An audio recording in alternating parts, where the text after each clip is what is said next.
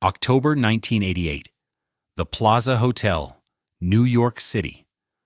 Workers in coveralls move through the Oak Room, prying century-old brass fixtures from mahogany walls that haven't changed since the hotel opened in 1907.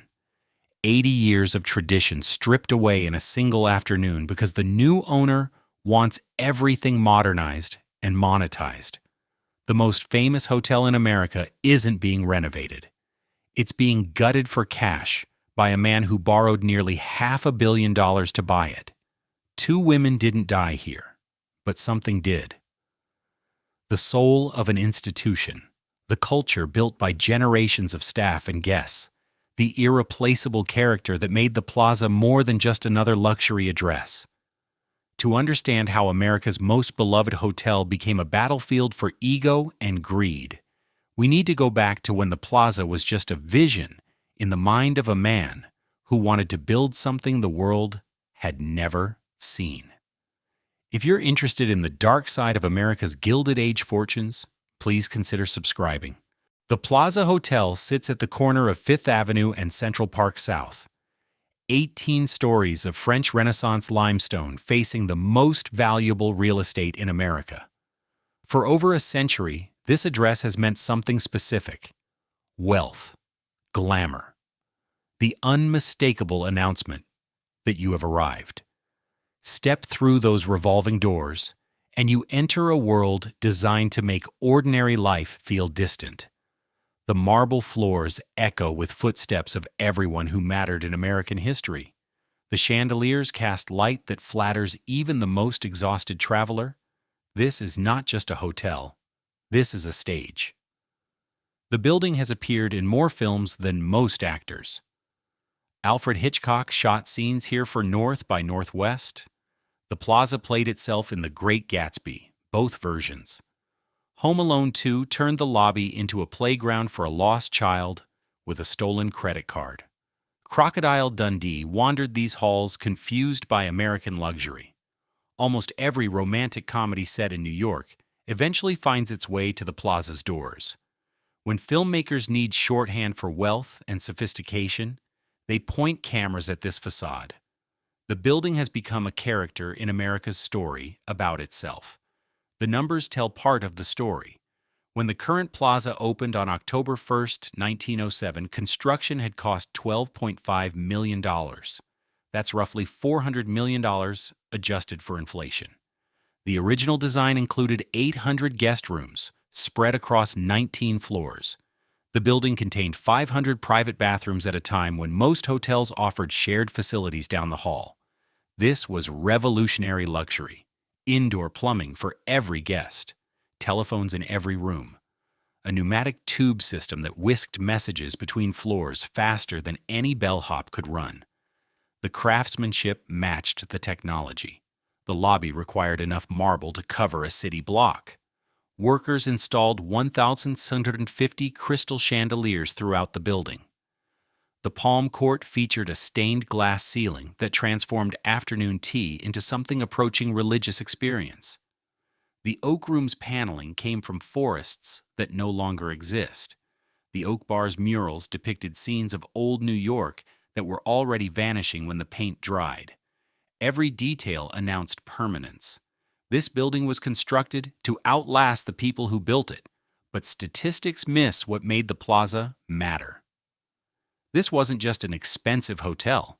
It was the place where American wealth performed for itself and the world. The guest registers read like a history of the 20th century written in signatures. Mark Twain stayed here in the Plaza's early years. He held court in the lobby, dispensing wit to anyone who approached. F. Scott Fitzgerald checked in repeatedly during the 1920s. He was eventually banned for swimming drunk in the Pulitzer Fountain outside. The incident became legend. Fitzgerald didn't seem to mind. The Plaza appeared in his fiction as a symbol of everything glamorous and doomed about the American dream. The Beatles occupied an entire floor in February 1964. Fans surrounded the building for days. Police struggled to maintain order. The band held press conferences in suites that had hosted royalty. Frank Lloyd Wright lived at the Plaza for years, while designing the Guggenheim Museum. He complained constantly about the room rates while refusing to leave. Truman Capote hosted his legendary black and white ball in the Grand Ballroom in 1966. The guest list included everyone from Frank Sinatra to the Kansas couple who had inspired In Cold Blood. The party cost a fortune and achieved exactly what Capote intended. It announced that the Plaza remained the center of American social life. Every president from Theodore Roosevelt onward walked through those doors at some point. Foreign heads of state considered the Plaza the only acceptable address in New York. The hotel hosted treaty negotiations, secret meetings, and diplomatic receptions that shaped world events. Decisions made in these suites affected millions of people who would never see the inside of the building. Power concentrated here because powerful people expected to find each other here. The Plaza also housed permanent residents. This distinguished it from ordinary hotels. Wealthy widows moved in after their husbands died, preferring hotel service to maintaining vast apartments alone. Retired industrialists took suites and never left. Eccentric heiresses chose the Plaza over family mansions because staff handled every inconvenience. Some families occupied the same suites for generations, passing them down like inherited property. Children grew up in these rooms. They learned to walk in hallways designed for visiting dignitaries. These permanent residents weren't guests. They were neighbors. They ate breakfast together in the Palm Court. They recognized each other's voices in the elevators. They knew the doormen by name. The doormen knew their children and eventually their grandchildren. This created something rare in New York City, a community built on continuity rather than transaction. The hotel functioned as a village inside a building. Residents looked out for each other. Staff became extended family. The longest-serving employees had watched generations grow up within these walls. Kay Thompson understood this when she created Eloise. The children's book about a girl who lives at the Plaza captured something true. The hotel really did contain a secret world. Behind the public grandeur existed a private community with its own rules and rhythms. Eloise ran through halls that real children had run through for decades. She ordered room service because real residents ordered room service daily. The book became beloved because it revealed what permanent guests already knew. Living at the Plaza meant belonging to something. For most of its history, the hotel changed hands rarely. The original developers held it for decades. When ownership did transfer, buyers understood they were purchasing an institution, not just real estate, not just a famous name. They were acquiring responsibility for something that mattered to people beyond the transaction. New owners maintained standards because the staff expected standards. They preserved traditions because guests returned expecting traditions. They recognized that the Plaza's value came from intangible things no appraiser could quantify. Then the ownership carousel began spinning faster. Conrad Hilton bought the Plaza in 1943. He approached the acquisition as a business optimization problem. Efficiency increased, character decreased. Westin Hotels acquired the property later. Each corporate transition brought subtle changes. Cost reductions disguised as modernization. Staff cuts justified by new management systems. Small compromises that individually seemed reasonable, but collectively eroded something essential. The permanent residents noticed first. Staff turnover accelerated. Familiar faces disappeared without explanation. New employees didn't know the residents' names or preferences. The hotel started feeling less like a home and more like a business that happened to contain their apartments. Some residents complained. Others simply accepted the changes as inevitable. A few began looking for alternatives, though leaving the Plaza meant abandoning decades of accumulated life. By the 1980s, the Plaza had become a trophy property, the most famous hotel in America, available to whoever could write the largest check. This attracted a new type of buyer. Developers who saw potential in the land more than the building. Financiers who understood the brand value but not the institutional responsibility. The building occupied some of Manhattan's most valuable real estate. Those 800 guest rooms could become luxury condominiums worth tens of millions each. The apartments housing permanent residents could be converted and sold for enormous profit. The math was tempting. Gut the operations, keep the facade, extract maximum value. In 1986, the Plaza received crucial protection. The New York City Landmarks Preservation Commission designated key interior spaces as landmarks. The Palm Court with its famous ceiling, the Oak Room and Oak Bar with their irreplaceable woodwork, the Grand Ballroom where Capote had thrown his legendary party. These spaces couldn't be altered without commission approval. The designation recognized what preservationists had argued for years. The Plaza's significance extended beyond its famous limestone exterior. The interior spaces represented craftsmanship that could never be replicated. But landmark status had limits. It protected physical spaces from demolition or drastic alteration. It couldn't protect culture. It couldn't prevent new owners from firing longtime staff. It couldn't stop someone from eliminating the services that made permanent residents feel at home. It couldn't preserve the intangible community that had developed over decades. A developer could hollow out everything that made the Plaza more than just a beautiful building while technically complying with landmark regulations. The hotel went up for sale in 1988. Multiple buyers expressed interest. The asking price exceeded $400 million for the building and the business. For that sum, a buyer would acquire not just real estate, but a piece of American mythology. The question was whether any buyer would understand what they were actually purchasing, whether anyone would protect what couldn't appear on a balance sheet, whether the Plaza would find an owner who loved it or merely wanted to own it. The battles over the Plaza would involve some of America's most notorious figures: real estate developers with enormous ambitions and larger debts, billionaires from multiple continents seeking trophy properties, foreign sovereign wealth funds treating American landmarks as investment vehicles.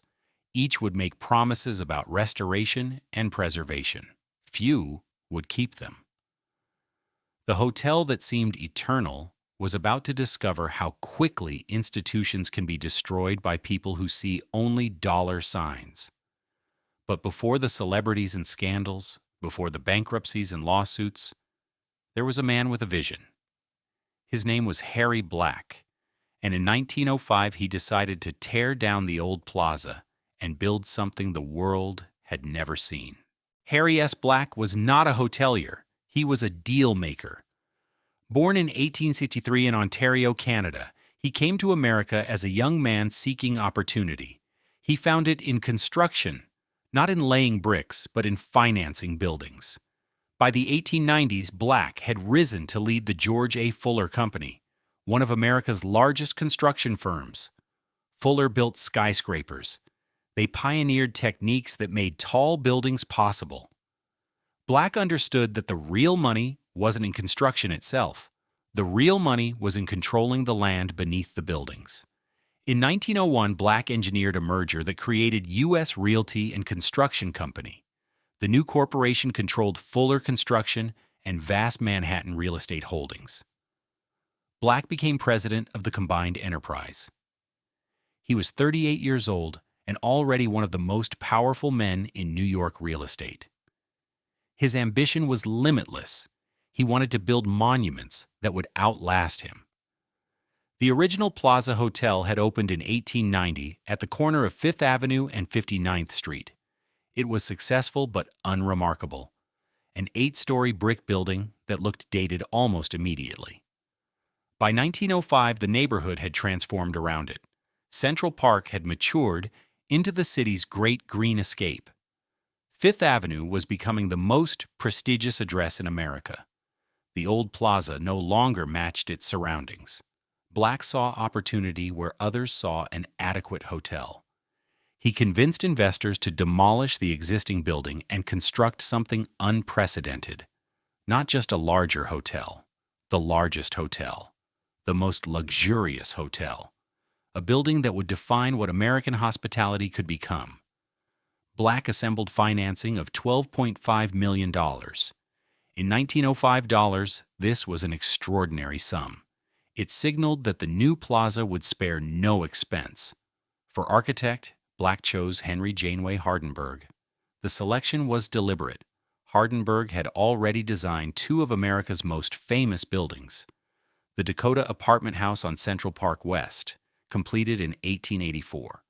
The original Waldorf Astoria Hotel on Fifth Avenue, completed in stages between 1893 and 1897. He understood how to design buildings that announced their importance from blocks away. He knew how to create spaces that made wealthy people feel appropriately celebrated. Hardenberg proposed a French Renaissance chateau design. 19 stories of limestone and brick rising above the corner of Fifth Avenue and Central Park South. The style referenced European aristocracy without copying it directly. This was American wealth creating its own traditions. The building would feature a distinctive green copper roof, visible from throughout the southern end of Central Park. Twin towers would frame the main facade.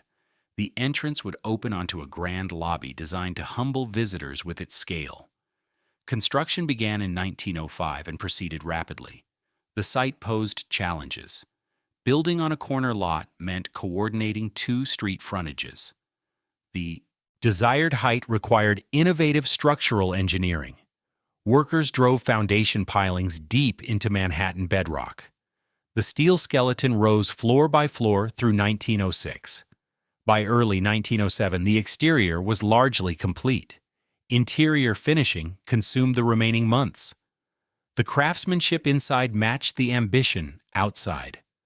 Hardenberg specified materials from around the world. Italian marble for the floors and columns, crystal from Europe for the chandeliers, rare woods for the paneling in public rooms. The Palm Court received special attention.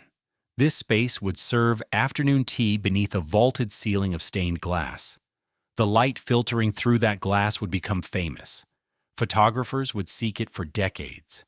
The Oak Room and Oak Bar occupied prominent ground floor locations. Hardenberg designed them as masculine retreats, dark wood paneling, murals depicting outdoor scenes. Heavy furniture meant for serious men conducting serious business. Women would not be permitted in these spaces for decades. The segregation reflected the era's assumptions. It would eventually embarrass the hotel. But in 1907, it seemed natural, even refined. Guest rooms incorporated technology that amazed visitors. Every room had its own telephone connected to a central switchboard. Every room had its own bathroom with hot and cold running water. A pneumatic tube system allowed messages to travel between floors almost instantly. Central heating kept the entire building comfortable regardless of weather. These features seem ordinary now. In 1907, they represented the cutting edge of hospitality. The Plaza opened on October 1, 1907. New York society treated the event as a major occasion. The New York Times devoted extensive coverage. The hotel was fully booked before the doors opened. Waiting lists formed immediately for future reservations. Suites that were expected to rent by the week attracted tenants who wanted them by the year. Black had succeeded beyond reasonable expectation. He'd built not just a hotel, but a destination. The Plaza immediately became the address for visiting dignitaries and American aristocrats alike. The building dominated its corner of Fifth Avenue. The green copper roof could be seen from throughout Midtown. The facade announced wealth and permanence with every carved detail. The financial returns matched the architectural triumph. The hotel generated strong revenue from its first full year. Room rates far exceeded competitors. The permanent residents provided steady income regardless of seasonal fluctuations. Black's investment was paying off handsomely. But Black's personal story would take darker turns. His ambition extended beyond the Plaza. He continued expanding U.S. Realty's holdings through the 1910s and 1920s. When the stock market crashed in 1929, Black's empire collapsed with it. Properties that had seemed valuable became worthless. Debts that had seemed manageable became crushing. On July 19, 1930, Harry Black died by suicide in his Long Island home. He was 67 years old. The man who built the Plaza never recovered from losing his fortune. The pattern would repeat. Builders who created monuments often didn't live to enjoy them. The Plaza would outlast Harry Black and every subsequent owner. The chandeliers would keep burning while empires rose and fell around them. The building didn't care who held the deed. It just survived. Hardenberg lived longer than Black, but saw his reputation fade. Architectural tastes shifted after World War I. The ornate styles he'd mastered fell out of fashion. Modernism demanded simplicity. Hardenberg's elaborate facades seemed old-fashioned to younger architects. He died in 1918, just 11 years after the Plaza opened. His obituaries praised the building he designed. They called it his masterpiece. The assessment has held for over a century. The Plaza that Black and Hardenberg created in 1907 was designed to impress. It succeeded. But a hotel is not a house.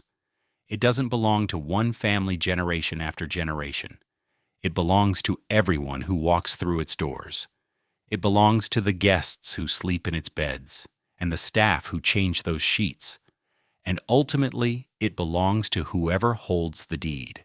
The story of who stayed at the Plaza is inseparable from the story of who owned it. Each owner left marks. Some preserved what they inherited. Others extracted what they could and moved on. The building absorbed every change and kept standing. It would need that resilience. The century ahead would test it repeatedly. Walking into the Plaza in 1920 was like entering a small European kingdom transplanted to Manhattan. The lobby announced importance before you spoke to anyone. Marble columns rose toward distant ceilings. Crystal chandeliers scattered light across floors polished to mirror shine. Bellhops in immaculate uniforms moved with military precision. The message was clear. You had arrived somewhere that mattered. The staff operated according to unwritten hierarchies. The concierge knew everything about everyone. He tracked preferences, allergies, and affairs with equal discretion. Head waiters commanded their dining rooms like generals. They remembered which guests preferred which tables. They knew who tipped generously and who didn't. This knowledge translated into service, calibrated to the guest's precise social position. Doormen stood outside through every season. Summer heat and winter blizzards treated identically. They recognized residents by footstep before faces came into view. They hailed cabs with gestures that seemed effortless, but required years to perfect. A good Plaza doorman made arriving feel like a ceremony. Guests noticed when their usual doorman was absent. The consistency mattered. The permanent residents formed their own society within the hotel.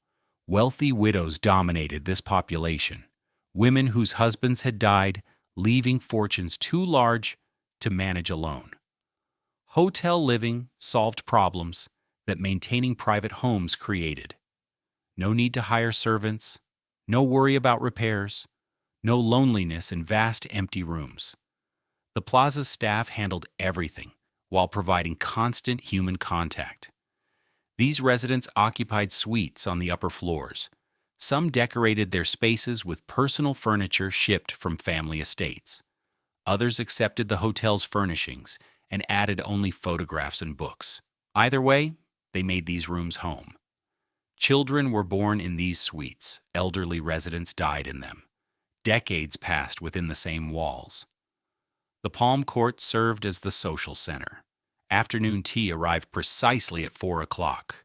Silver pots and delicate cups on white tablecloths beneath that famous stained glass ceiling. The light through the glass shifted with weather and season.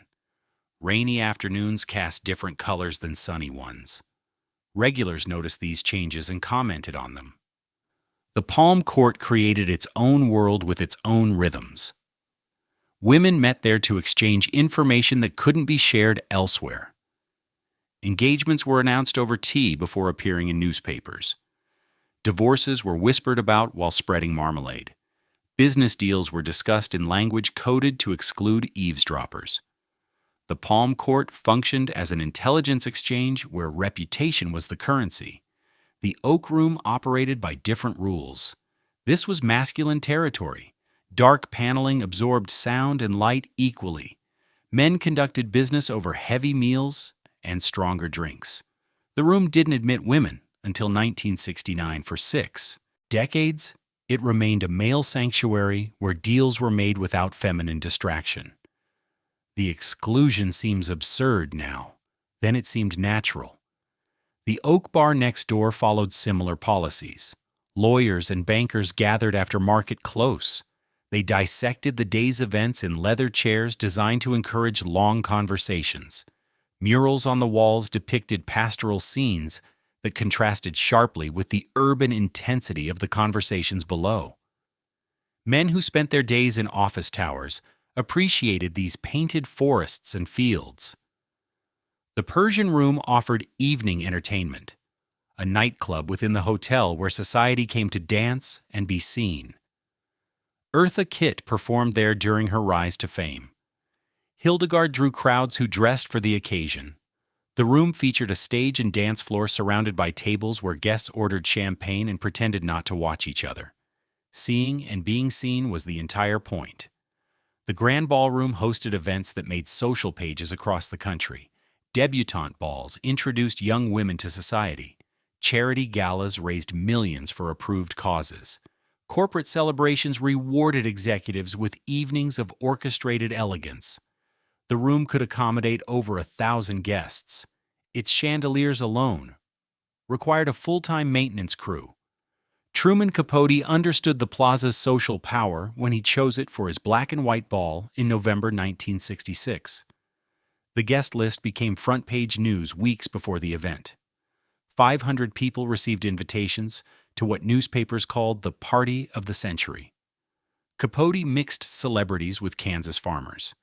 He sat Frank Sinatra next to women who'd never heard of him. The evening demonstrated that whoever controlled the Plaza's ballroom controlled New York society. The hotel attracted guests who defined their eras. F. Scott Fitzgerald stayed repeatedly during the 1920s. He treated the Plaza as his personal stage. One evening, he stripped down and dove into the Pulitzer fountain outside. Management banned him afterward. Fitzgerald seemed delighted by the scandal. The incident became part of his legend. The Beatles arrived in February 1964 and transformed the hotel into a media circus. Fans surrounded the building for days. Police struggled to maintain order. The band held press conferences in suites that normally housed dignified businessmen. Teenage screams echoed through halls designed for whispered conversation. The Plaza had never experienced anything like it. The staff adapted with characteristic professionalism. Frank Lloyd Wright lived at the Plaza for years while designing the Guggenheim Museum. He complained constantly about noise and service and rates. He threatened to leave repeatedly. He never did. The hotel tolerated his eccentricities because his presence brought prestige. Famous architects staying at your hotel announced that your hotel mattered to people who cared about beauty. Guests arrived from every corner of power. Foreign heads of state considered the Plaza the only acceptable New York address. Presidents from both parties attended events in the ballroom. Corporate titans negotiated mergers over dinner. The hotel functioned as neutral territory where rivals could meet without surrendering advantage. The Plaza's reputation guaranteed discretion. The staff who made this world function rarely received public recognition. Housekeepers who changed sheets for decades. Elevator operators who learned every resident's floor without being told. Kitchen workers who prepared thousands of meals to exacting standards. These employees passed skills to younger workers in informal apprenticeships, the knowledge accumulated across generations. Some staff families worked at the Plaza for multiple generations. Sons followed fathers into service positions. Daughters joined mothers in housekeeping departments. The hotel became family business for people who never held ownership stakes. Their pride was real.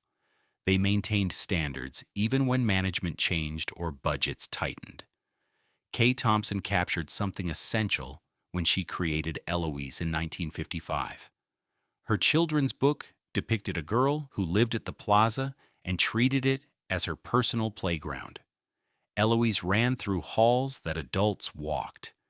She knew secret passages and hidden rooms. She formed relationships with staff who indulged her adventures. The book sold millions of copies and introduced the hotel to children who would grow up dreaming of staying there. Eloise worked because it described something true. The Plaza really did contain secret worlds. Behind the public grandeur existed private communities. The permanent residents knew passageways that tourists never discovered. Staff used service corridors invisible to guests.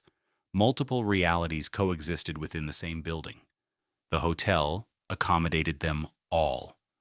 For half a century, the Plaza seemed eternal. The routines felt permanent. The standards never wavered. Guests returned year after year and found the same doormen greeting them. The same waiters remembered their preferences. The same light filtered through the palm court ceiling.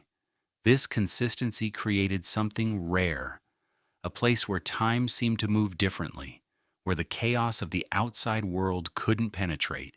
But hotels are businesses. They have balance sheets and shareholders and quarterly reports.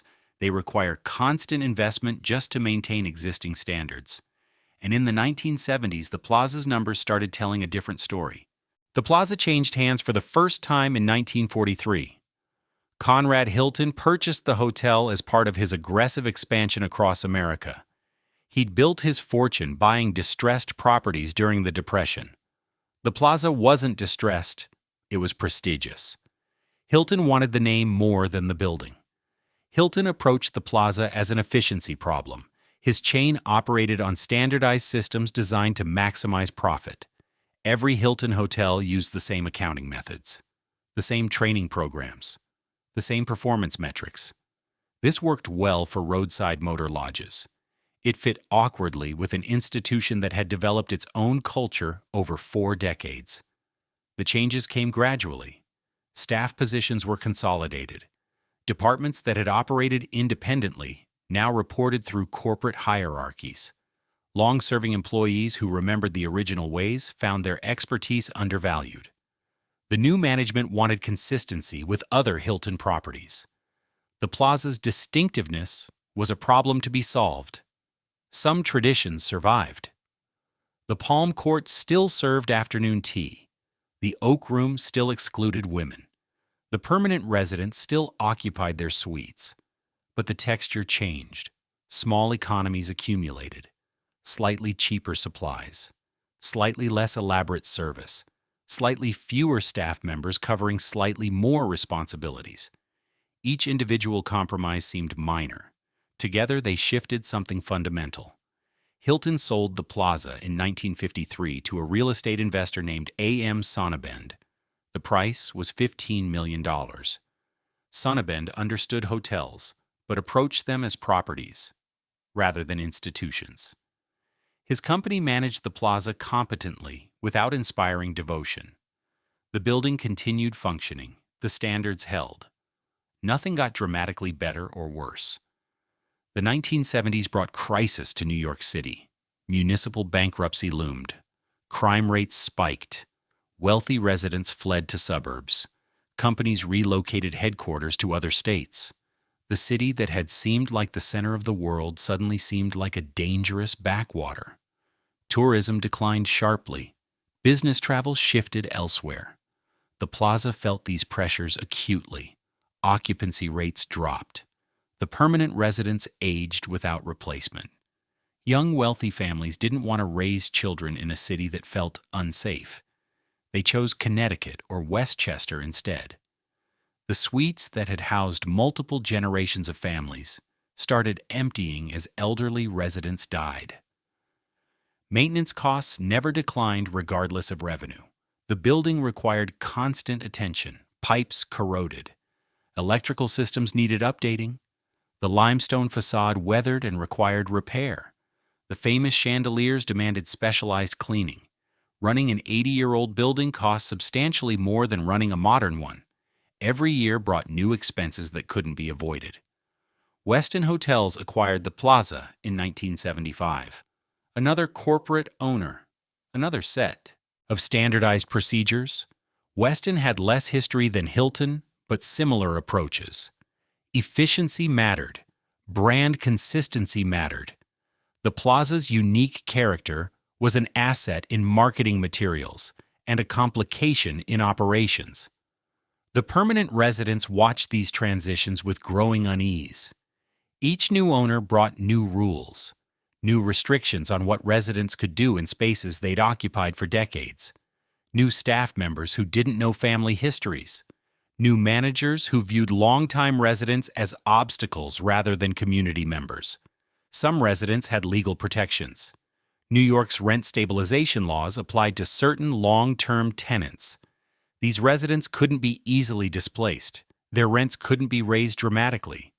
They had rights that new owners found inconvenient. The tension between protected tenants and profit-seeking owners would intensify over the following decades. In 1969, the Oak Room finally admitted women after a lawsuit. The policy that had seemed natural for 6 decades suddenly seemed discriminatory.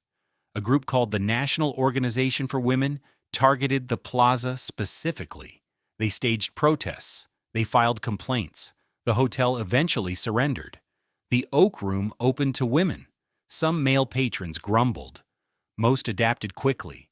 The change revealed something important. Traditions that felt permanent could shift quickly when pressure mounted. What seemed like eternal customs were actually choices. Choices that could be reconsidered when circumstances changed. This applied to more than gender policies. It applied to the entire structure of how the Plaza operated. The building received crucial protection in 1969. The New York City Landmarks Preservation Commission designated the Plaza's exterior as a landmark. This meant the facade couldn't be altered without commission approval. No one could strip the limestone. No one could replace the distinctive windows. The building's appearance was legally protected against owners who might prefer cheaper alternatives. The interior spaces received similar protection in 1986, the Palm Court, the Oak Room, the Grand Ballroom, the Terrace Room. These spaces were designated interior landmarks. Their architectural features couldn't be removed or significantly altered. The stained glass ceiling, the oak paneling, the decorative plasterwork, all protected by law. Landmark designation gave preservationists legal standing to challenge proposed changes. It created a process where experts could review plans before execution. It established that the Plaza belonged to the public in some meaningful sense, regardless of who held the deed. The building's significance extended beyond its commercial function, but landmark laws had limits. They protected physical spaces from destruction. They couldn't mandate maintenance. They couldn't require owners to invest in preservation. They couldn't prevent neglect. An owner who wanted to extract maximum value while spending minimum money could let protected spaces deteriorate slowly. The law protected against dramatic destruction. It offered less defense against gradual decay. The laws also couldn't protect intangible things. The culture that made the Plaza special. The staff knowledge accumulated across generations. The community feeling among permanent residents. The service standards that distinguished the hotel from competitors. None of this received legal protection. Owners could gut these things entirely, while technically complying with landmark regulations. By the mid-1980s, the Plaza had become a trophy property. Its fame exceeded its financial performance. The hotel struggled to compete with newer luxury properties. Modern hotels offered amenities the Plaza couldn't match without major renovation. Business travelers increasingly preferred convenience to prestige. The permanent residents provided steady revenue but couldn't sustain the entire operation. Real estate speculators recognized the situation. The building occupied one of Manhattan's most valuable corners. The land beneath the plaza was worth enormous sums, regardless of what happened to the hotel. The guest rooms could become condominiums. The public spaces could become retail. The entire operation could be restructured to extract maximum value from the location. The hotel went up for sale in 1988. Multiple parties expressed interest. The asking price exceeded $400 million. For that sum, a buyer would acquire the most famous hotel name in America. They would also acquire protected landmark spaces they couldn't easily alter. They would inherit permanent residence with legal rights. They would take responsibility for a building that required expensive maintenance.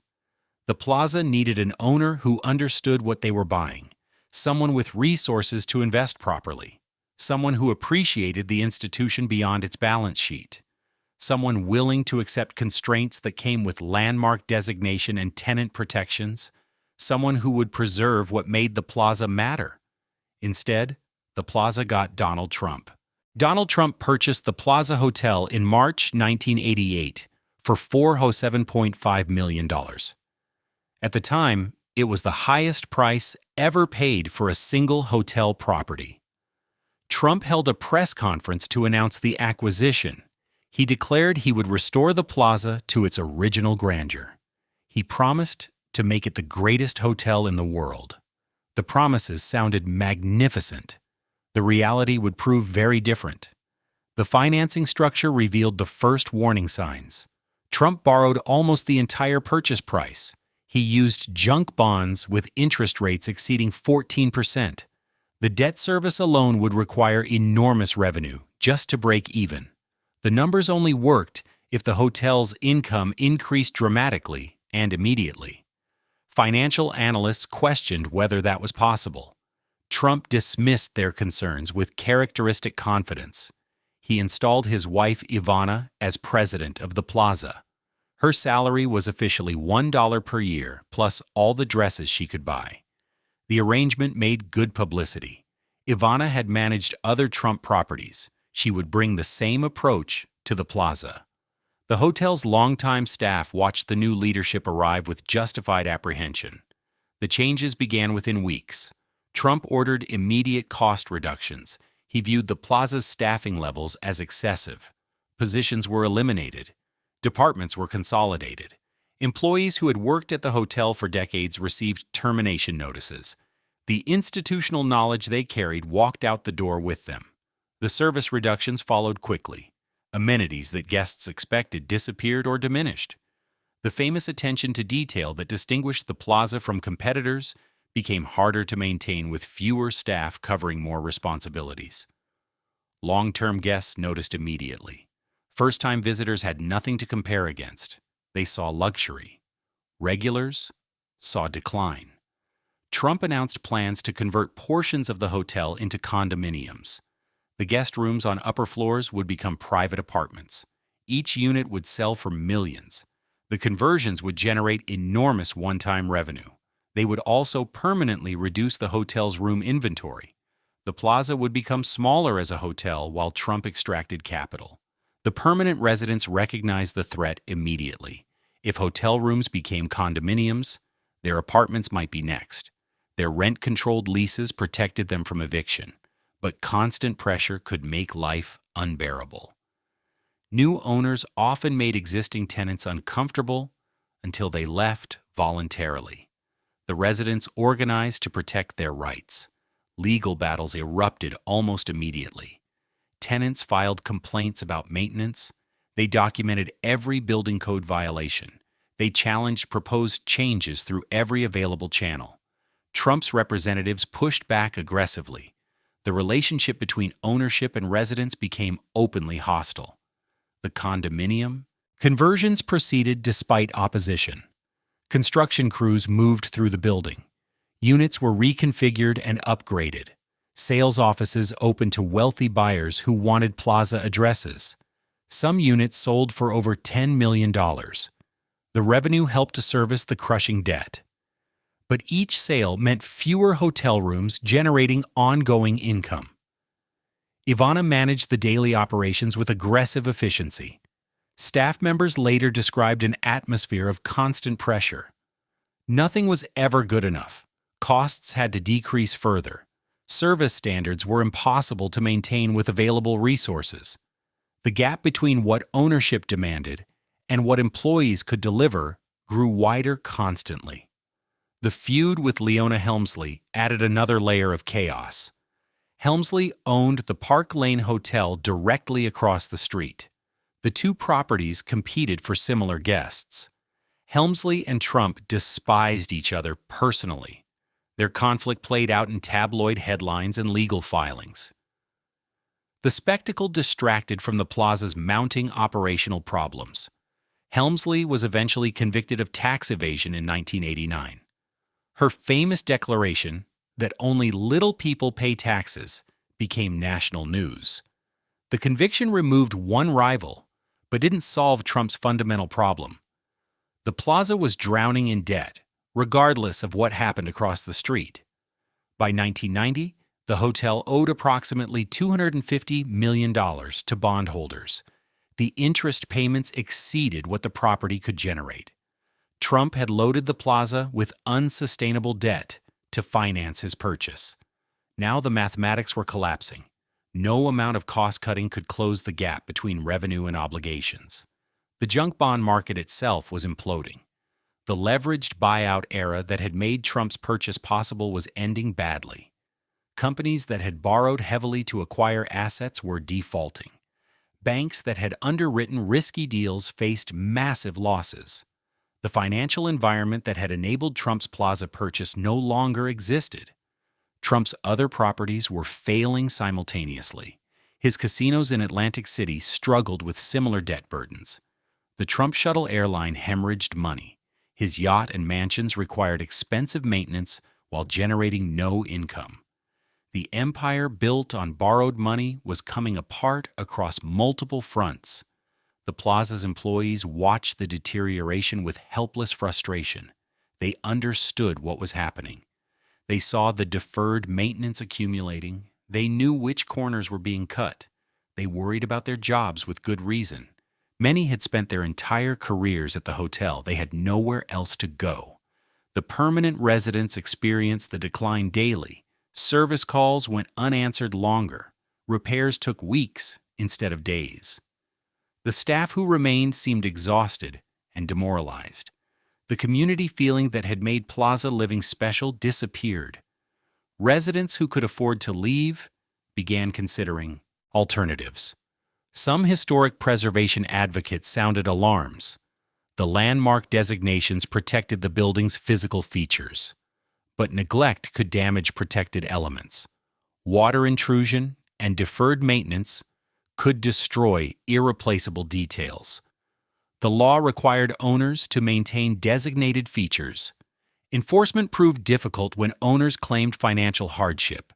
Trump's public statements bore no relationship to internal reality. He continued declaring the Plaza successful while his representatives negotiated with creditors. He announced expansion plans while cutting staff. He claimed personal wealth while his properties teetered toward bankruptcy. The disconnect between pronouncements and evidence was total. Former employees later described the management atmosphere as chaotic. Decisions came from the top without consultation. Expertise was ignored. Long-term thinking was impossible because short-term survival consumed all attention. The institutional culture that had developed over 80 years was being actively destroyed. The contrast with previous owners was stark. Earlier corporate owners had been impersonal. They had introduced bureaucratic inefficiencies, but they hadn't loaded the property with unsustainable debt. They hadn't stripped the hotel to service that debt. They hadn't created an atmosphere where survival required destroying what made the Plaza valuable. Trump's approach to the Plaza would prove typical of his business career. Acquire assets with borrowed money. Extract value quickly. Let the debt crush what remained. Move on to the next deal while creditors fought over scraps. The pattern repeated with casinos, airlines, and countless other properties. The Plaza was one of many casualties. By 1992, the situation was terminal. The Plaza couldn't service its debt. Trump couldn't inject additional capital. The bondholders who had financed the purchase wanted their money back. Something had to give.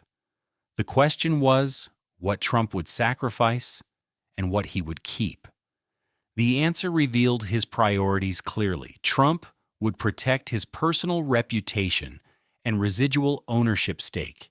He would let the bondholders absorb losses. He would surrender operational control while maintaining the Trump Association. The Plaza would survive in diminished form. The people who had lent him money would pay for his miscalculation. In November 1992, Donald Trump surrendered control of the Plaza Hotel to his creditors.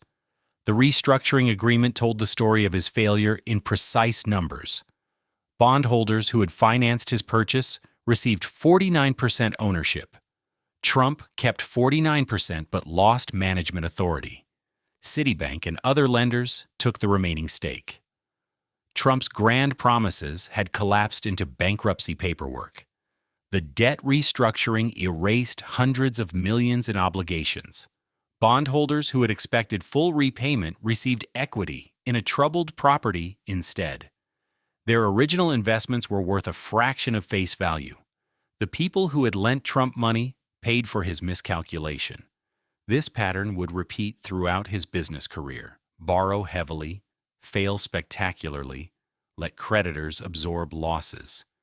The 4 years of Trump's active management left visible damage. Deferred maintenance had accumulated throughout the building. Systems that required regular attention had been neglected. The famous fixtures showed wear that proper care would have prevented. Staff who knew how to maintain these irreplaceable elements had been fired. Their expertise walked out with them. The workforce had been gutted systematically. Positions eliminated during cost-cutting drives were never restored. Remaining employees covered responsibilities formerly divided among multiple people. Service quality suffered inevitably. The institutional memory that distinguished the Plaza from competitors had been deliberately destroyed. The permanent residents had experienced years of hostile management. Their complaints had been ignored or met with legal threats. Building services they depended upon had deteriorated. Some residents had surrendered and moved out. Others remained behind barricades of rent stabilization protections. The community feeling that had defined Plaza residential life no longer existed. The condominium conversions had permanently altered the building's character. Hotel rooms that had served travelers for 80 years were now private apartments. The new owners had no connection to the Plaza's traditions. They wanted Manhattan addresses and tax advantages. They didn't care about afternoon tea in the Palm Court or the history of the Oak Room. The conversion reduced the hotel's room inventory dramatically. 800 rooms became fewer than 500. The Plaza was now primarily a condominium building with a hotel component. This inversion of purpose contradicted everything Harry Black had envisioned. He built a great hotel. Trump converted it into an apartment building with a famous lobby. Financial analysts assessed the damage in their reports. The property's competitive position had declined significantly. Newer luxury hotels offered amenities the Plaza couldn't match. Business travelers increasingly chose modern properties with contemporary technology. The Plaza's fame remained. Its operational excellence had been compromised. Preservationists documented what had been lost and what survived. The landmark protected spaces remained largely intact. The Palm Court's stained glass ceiling still filtered afternoon light. The Oak Room's paneling hadn't been removed. The Grand Ballroom's architectural features were preserved. The law had protected the bones of the building. But the law couldn't protect intangible losses. The service culture built across generations. The staff relationships that made permanent residents feel at home. The accumulated expertise that distinguished the Plaza from any other hotel. The sense that staying at the Plaza meant something beyond comfortable beds and convenient location. All of this had been damaged or destroyed. The remaining staff struggled to maintain standards with inadequate resources. New management brought new approaches, but couldn't restore what had been lost. Training programs could teach procedures. They couldn't transfer institutional wisdom that develops only through decades of practice. The Plaza functioned as a hotel. It no longer functioned as the Plaza had. Former employees shared their experiences with journalists. They described an atmosphere of fear and chaos during the Trump years. They recalled the confusion when longtime colleagues disappeared overnight. They remembered the frustration of watching their workplace deteriorate while ownership claimed success. Their testimonies painted a portrait of institutional destruction. The permanent residents who remained told similar stories. They described years of combat with management over basic services. They recalled threatening letters and legal harassment. They remembered neighbors who gave up and moved away. Those who stayed felt like survivors of a siege. They had endured, but the community they defended had been irreparably changed. The broader context made the Plaza's troubles seem almost inevitable. The late 1980s real estate bubble had encouraged reckless speculation. Easy credit enabled acquisitions that made no economic sense. The Plaza was one casualty among many. Hotels, office buildings, and shopping centers across America suffered similar fates.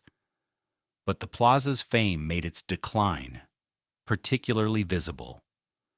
Trump emerged from the bankruptcy with his reputation somehow intact. He had failed catastrophically. He had cost his creditors hundreds of millions of dollars. He had damaged an American landmark. Yet he retained his celebrity status and his minority ownership stake.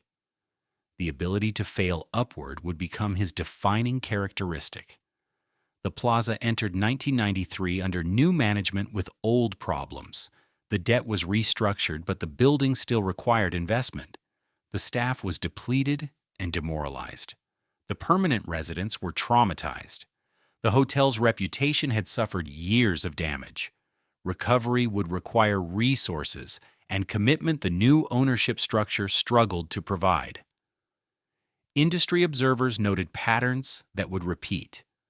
Highly leveraged acquisitions of trophy properties, operational changes that prioritized short-term cash extraction over long-term value, staff reductions that destroyed institutional knowledge, gradual deterioration masked by famous names and aggressive marketing. The Plaza had demonstrated these dangers. Future buyers would ignore the lessons. The question facing the Plaza after Trump was whether recovery was possible. Could a great hotel rebuild its culture after systematic destruction? Could staff expertise be reconstructed after years of neglect? Could permanent residents trust new ownership after experiencing such hostility? Could the Plaza become again what it had been before 1988?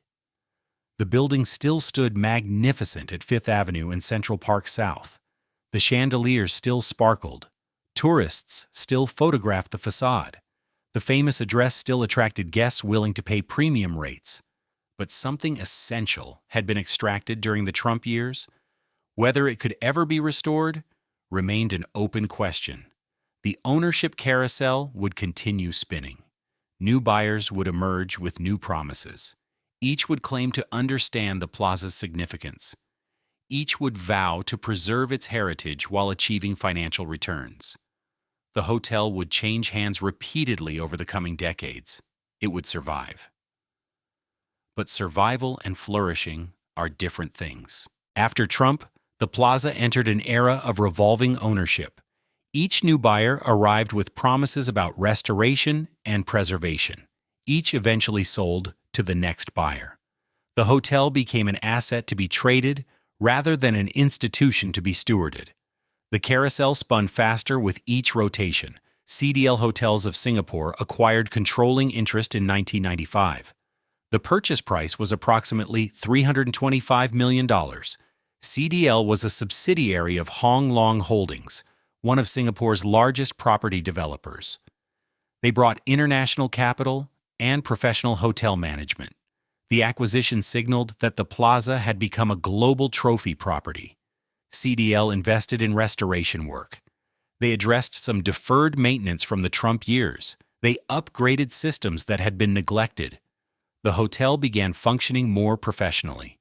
Staff morale improved somewhat, but the fundamental changes from the condominium conversions remained permanent. The Plaza couldn't become what it had been before 1988. The partnership structure remained complicated. Trump still held his minority stake. CDL controlled operations, but couldn't make certain decisions without other stakeholders' agreement.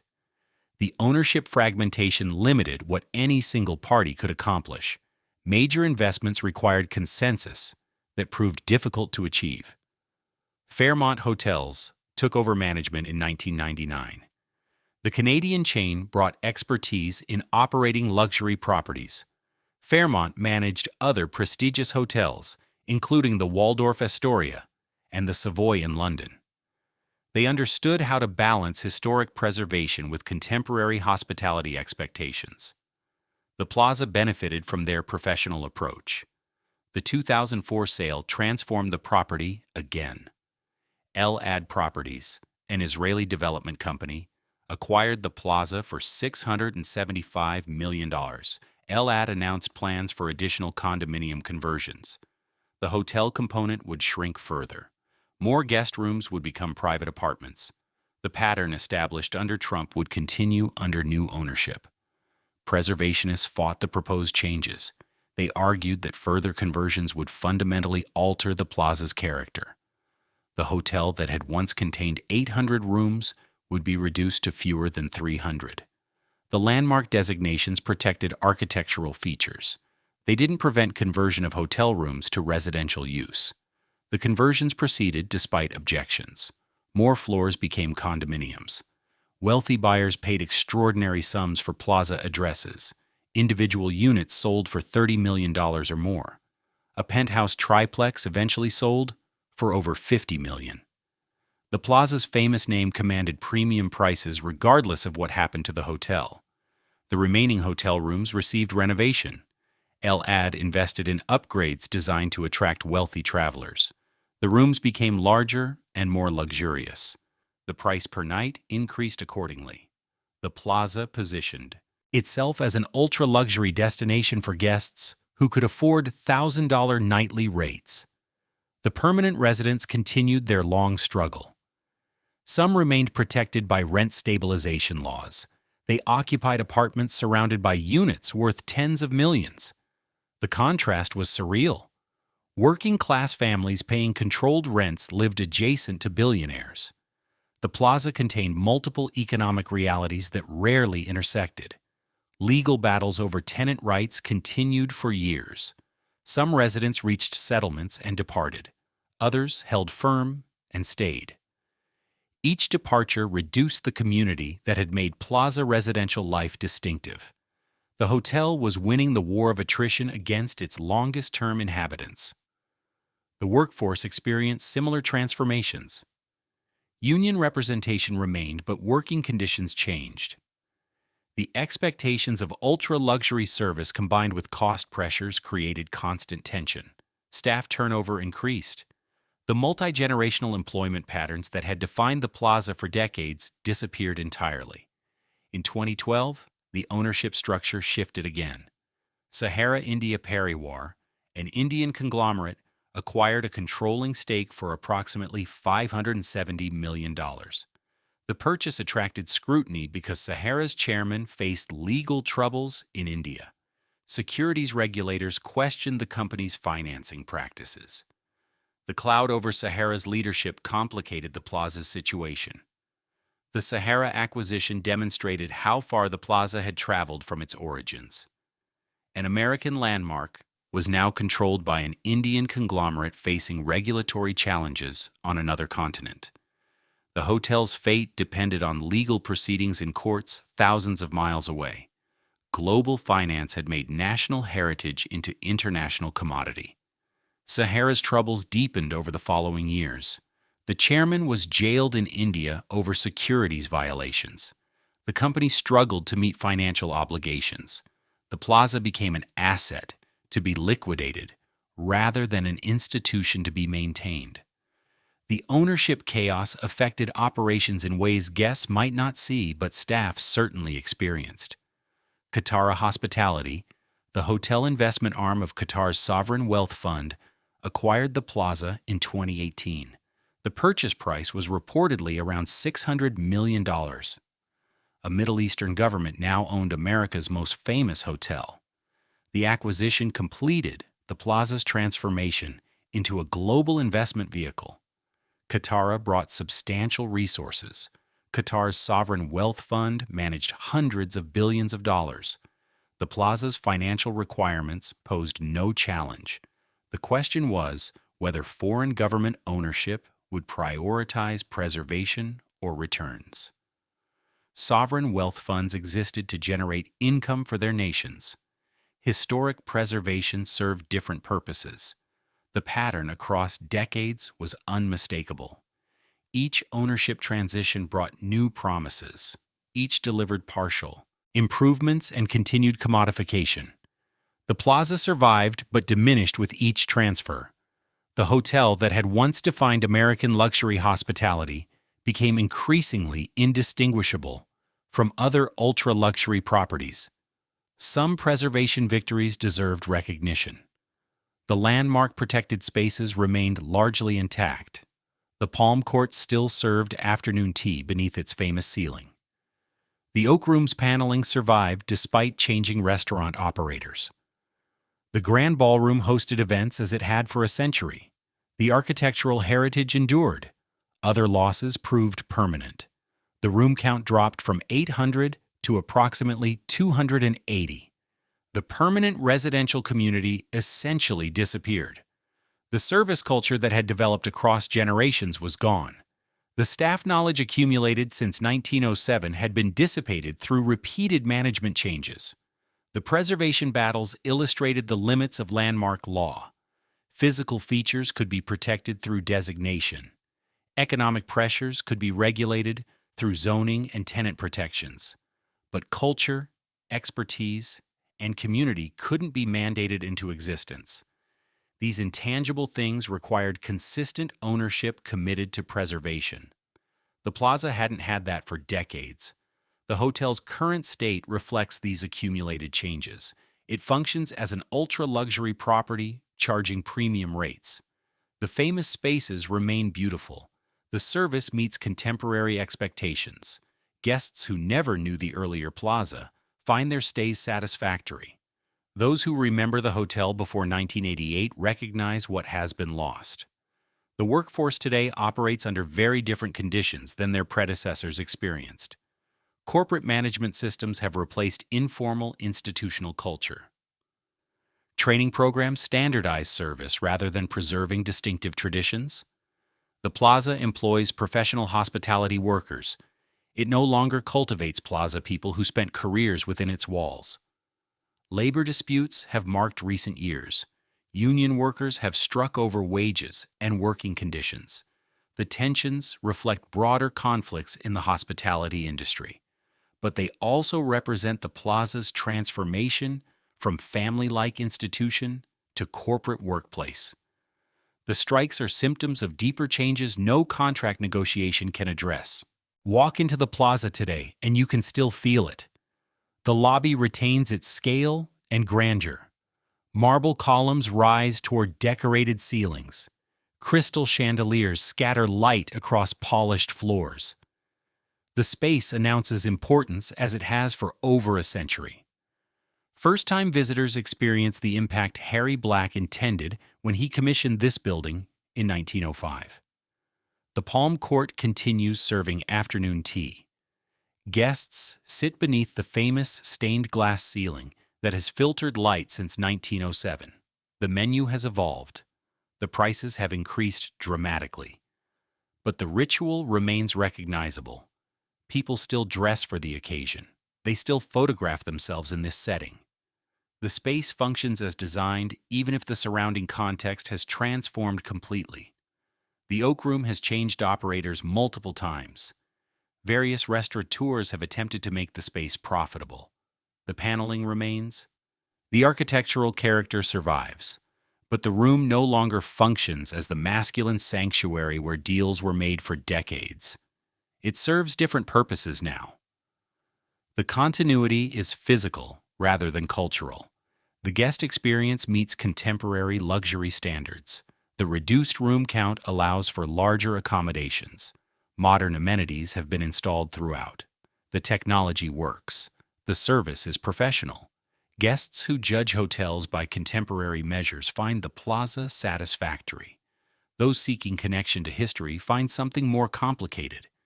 The permanent residential community has essentially vanished. A handful of rent-stabilized tenants remain in apartments surrounded by multi-million-dollar condominiums. The neighbors they knew for decades have died or departed. The staff who recognized them have been replaced repeatedly.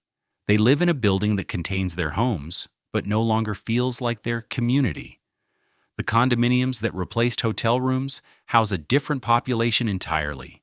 Billionaires from around the world own units as investments or occasional residences. Some apartments sit empty for most of the year. The owners appear briefly, then vanish to other properties.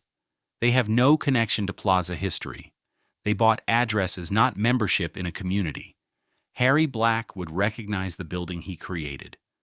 The facade remains largely unchanged.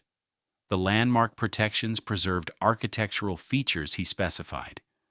The green copper roof still marks the corner of Fifth Avenue and Central Park South. The physical monument survived everything that followed his death. But Black might not recognize what the building has become. He built a great hotel. He created a destination where American society gathered and performed. The Plaza he envisioned was alive with activity. Guests and residents and staff formed communities within its walls. That living institution has been hollowed out. The beautiful shell remains. Black's personal fate offers another irony. He built monuments across America. The Fuller Company constructed skyscrapers that transformed city skylines. His U.S. Realty Company controlled vast real estate holdings. He achieved extraordinary success by any measure. Then the crash of 1929 destroyed him. On July 19, 1930, Harry Black took his own life. He was 67 years old. The man who built the Plaza died broken and bankrupt. The pattern connects builders and their creations throughout this story. Chester Congdon built Glensheen as a family monument.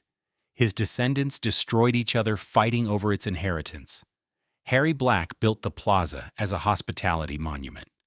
Subsequent owners extracted value until the institution was gutted. Builders create. Inheritors and successors consume. The buildings outlast everyone. The Plaza's story illuminates questions about American heritage. Who owns a landmark? What obligations come with that ownership?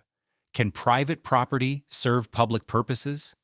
The legal framework provides partial answers. Landmark designation protects physical features. Zoning regulates certain uses. Tenant protections defend some residents. But the law cannot mandate stewardship. It cannot require owners to love what they possess. The contrast between preservation success and institutional failure deserves recognition. The Palm Court's ceiling survives. The Oak Room's paneling endures. The Grand Ballroom hosts events as it has for generations. These physical achievements matter. They represent victories won through decades of advocacy. Preservationists who fought for landmark designation accomplished something real. But physical preservation without cultural preservation produces museums rather than living institutions. The Plaza's protected spaces are beautiful. They are also increasingly disconnected from the building's original purpose. Tourists photograph the Palm Court without understanding what afternoon tea once meant. They admire the Oak Room without knowing the history those walls witnessed. The spaces survive as aesthetic experiences rather than social ones. The Plaza competes today against newer luxury hotels. Properties built in recent decades offer amenities impossible to retrofit into a 1907 structure. Contemporary travelers have different expectations. They want technology and convenience alongside beauty. The Plaza provides these things imperfectly. Its age is simultaneously an asset and a limitation. The hotel appears regularly in films and television, Production companies pay substantial fees to use the famous setting. The Plaza plays itself in romantic comedies and prestige dramas. Each appearance reinforces the brand even as the reality behind the brand continues changing. The image has become more durable than the institution. The broader question extends beyond the Plaza. American cities contain thousands of landmark buildings. Many face similar pressures. The tension between heritage preservation and economic development recurs everywhere. The Plaza's story illustrates one outcome, among many possible ones. The building survived, the institution didn't. Future ownership changes seem inevitable. The Plaza will trade hands again. New buyers will make promises. Some will invest significantly. Others will extract what they can. The carousel will continue spinning. Each rotation will bring new management philosophies. Some will prioritize heritage. Others will prioritize returns. The building will endure regardless. The chandeliers will keep burning. The marble will keep gleaming. Tourists will keep photographing themselves in the lobby. The Plaza will remain famous. The name will retain value. But what the Plaza means will continue evolving. The living institution that existed before 1988 is gone. What remains is a luxury hotel in a historic building. The distinction matters even if visitors don't notice. The Plaza's legacy is complicated. The building that Harry Black created in 1907 still stands magnificent at the corner of Fifth Avenue and Central Park South. The craftsmanship he specified remains visible in every detail. The landmark protections won through decades of advocacy preserved architectural heritage that might otherwise have been destroyed. These are real accomplishments worth celebrating. But the institution he created is dead. The staff culture developed across generations has been dissipated. The permanent residential community has been eliminated. The service traditions that distinguish the Plaza from competitors have been standardized into professional hospitality. What survives is beautiful and hollow, a monument without a soul. The Plaza endures. The names on the deed change every decade. The chandeliers keep burning. The building doesn't care who owns it, it just survives. More beautiful than the people who fight over it, more permanent than the fortunes made and lost inside its walls. That's the legacy of America's most famous hotel, not the owners, the architecture, the dreams that outlived the dreamers.